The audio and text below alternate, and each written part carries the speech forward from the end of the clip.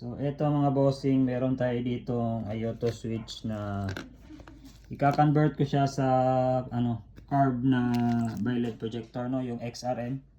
So ayan, kung balak nyo yung mga XRM 110, 125 na carb, kung nagbabala kayong mag-convert ng Ayoto switch para sa motor nyo.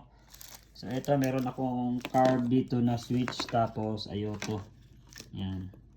So ito sa carb, ayan, merong dalawang socket. Yung itim ay ECC line para sa horn, tapos ito naman ay ito yung para sa kanyang flasher. Pero sa flasher po, sa stock na handle switch, kasi replacement lang to, sa stock na handle switch ay po yun, gray, no, yung stock. So dito iba siya, ayan, since replacement tong switch na to. Tapos ito naman, ayan, yung isang wire na to, ayan, ito naman yung para sa kanyang horn. Output po yan ng ECC line papunta sa horn. Tapos ito, green, ground, brown, park light. Tapos dilaw ay source ng ilaw o kaya high and low. Ayan. Tapos dito naman, ayan, sky blue orange, left and right signal light. Tapos ito ay ground ng headlight, itong green, blue high, tapos puti is low. Ayan. Yan lang kadali install yan mga bossing, no? So dito sa Ayoto switch, ayan. So ayan, black ACC line din, ayan. Black ACC line. Tapos brown stripe white. Ayan, brown stripe white ay po siya, flasher ng signal light, no? Tapos itong pink, ayan, pink output po yan ng horn, papuntang horn yan.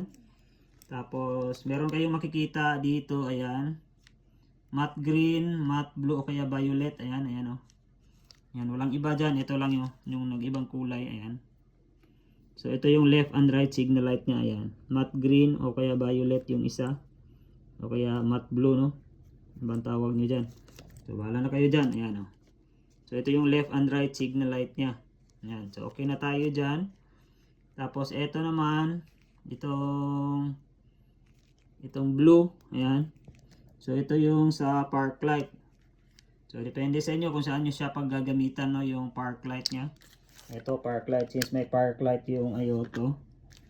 Ayan. Tapos dilaw is high. Tapos yung green is low beam, no. High beam, low beam. Ayan. Tapos meron pang isa dito, meron siyang sa Ayoto switch yan. Ayoto switch din to kasi is naka battery drive kasi to.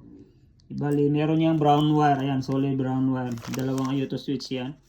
Ayan, solid brown wire yan mga boss. Yung dito kasi is nakakabit siya sa kulay itim since battery drive tong BiLED. Kung ayaw nyo namang i-BiLED, so dito nyo siya itap sa dilaw. Ayan, o.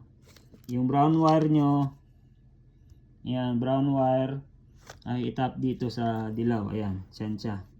Bali kasi itong brown wire na to, itong brown wire ay source po yan ng ilaw o kaya ng high and low at saka park light. Ayan.